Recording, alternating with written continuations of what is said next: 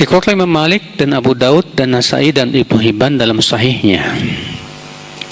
Dan dalam riwayat Abu Daud dengan lafaz khamsu salawatin iftaradahunna Allah man ahsana wudu'ahunna biwaqtihinna wa atamma ruku'ahunna wa sujudahunna wa khusyu'ahunna kana lahu 'ala Allahi ahdun an yaghfira lah wa man lam yaf'al falaysa lahu 'ala Allahi ahdun in sya'a ghafara lah wa in sya'a 'adzabah.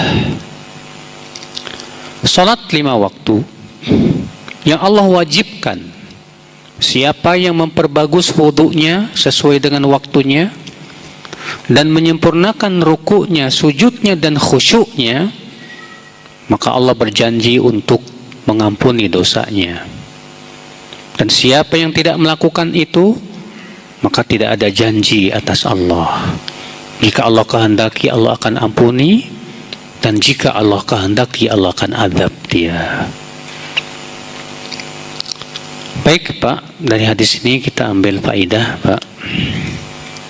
Hadis ini menunjukkan Pak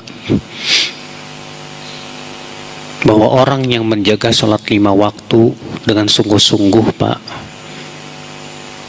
Allah berjanji untuk memasukkan dia ke dalam surga.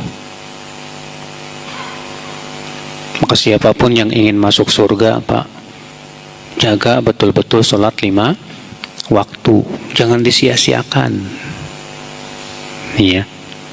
Allah berfirman, hafidhu ala salawati wassalatil wusta. Jaga oleh kalian dengan sungguh-sungguh salat 5 waktu, terutama salat wusta, kata Allah. Jaga. Perhatian kita kepada salat 5 waktu itu Pak harus lebih Pak. Iya, jangan dianggap remeh. Orang yang meremehkan sholat itu Pak, itu pertanda dia meremehkan Allah Pak. Ya. Orang yang mengagungkan Allah, dia pasti akan mengagungkan perintah-perintahnya. Orang yang mengagungkan Allah, pasti dia akan mengagungkan syariatnya Pak.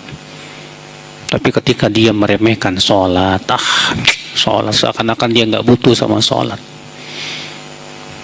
ini menunjukkan Pak imannya bermasalah Pak. Ya, ikhwata Islam, saudaraku seiman. Faedah selanjutnya, hadis ini Pak dijadikan dalil oleh jumhur. Jumhur itu apa sih artinya? Mayoritas ulama. Siapa saja? Yaitu Malik, Malikiyah, Syafi'iyah, dan Hanafiyah. Imam Malik, Imam Abu Hanifah, dan Imam Syafi'i. Bahwa orang yang meninggalkan sholat karena malas, bukan karena mengingkari kewajibannya, maka ia tidak kafir. Maka ia tidak apa? Kafir.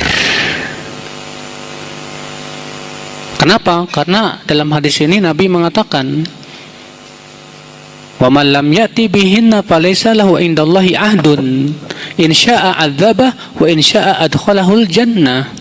Dan siapa yang tidak melaksanakannya, Allah tidak punya janji untuk memasukkan ia ke surga. Jika Allah kehendaki, Allah akan azab dia, dan jika Allah kehendaki, Allah akan ampuni dia.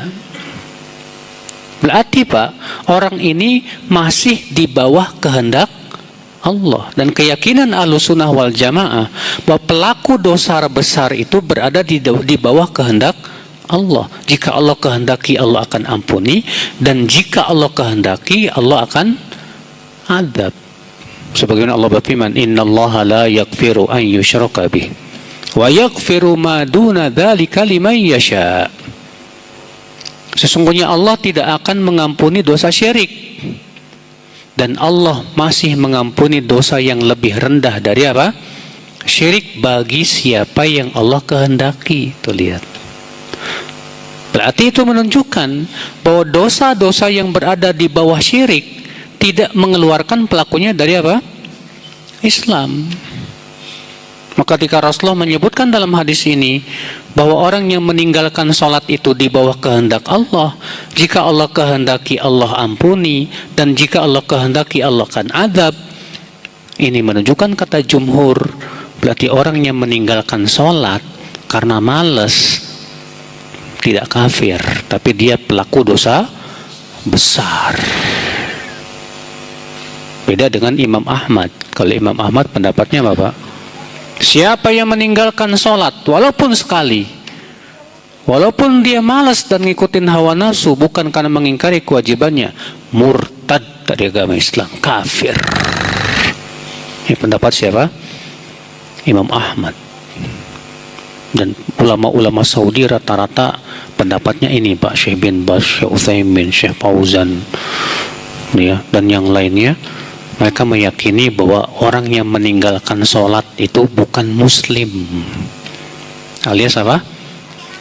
Kafaro, ya, kafir. Dalilnya mana?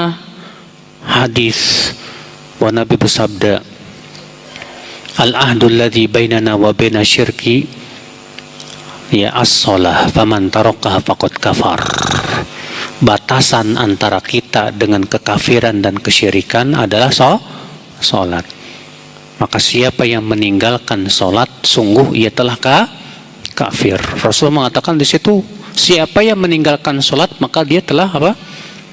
Kafir. Demikian pula disebutkan dalam hadis, ya amuduhas sholah, tiang agama itu apa? Sholat. Rasulullah menyebutkan bahwa sholat 5 waktu itu tiang. Bayangkan kalau ternyata tiangnya ambruk, kira-kira bangunannya ambruk nggak, Pak? Kalau tiangnya ambruk, bangunan ambruk otomatis. Sehingga kata mereka itu menunjukkan bahwa orang yang meninggalkan sholat kafir, murtad dari agama Islam. Iya, Masya Allah. Nah, ini akhul Islam, ini perselisihan para ulama tentang orang yang meninggalkan apa? Sholat karena malas. Ingat loh. Adapun kalau dia meninggalkan sholat karena meyakini, ya, sholat itu nggak wajib dan mengingkari kewajiban sholat, semua ulama sepakat ijma dia bukan muslim, murtad dari agama Islam, Pak. Makanya hati-hati ya, antum yang suka melalaikan sholat, yang meninggalkan sholat. Setidaknya status antum diperselisihkan oleh para ulama. Ya, status antum diperselisihkan oleh para ulama, masih muslim atau bukan ini. Mengerikan akhwal Islam. Ada seseorang yang telepon saya, Ustadz, masa saya disebut kafir? Kenapa emang? Hanya karena saya pernah meninggalkan sholat. Itu ikhtilaf para ulama, Pak. Cuma masalahnya status antum diperselisihkan. Antum masih kafir apa muslim ini? Udah kafir muslim ini. Marah dia, Pak. Nggak terima dia, Pak. Ya masalahnya gimana? Ya, sholat 5 waktu itu kan hak Allah, Pak. Allah sudah mewajibkan kita untuk apa? Sholat 5 waktu. Dan Rasulullah sudah menyebutkan bahwasannya orang yang meninggalkan sholat itu kafir. Yang berkata itu Rasulullah Shallallahu Alaihi Wasallam.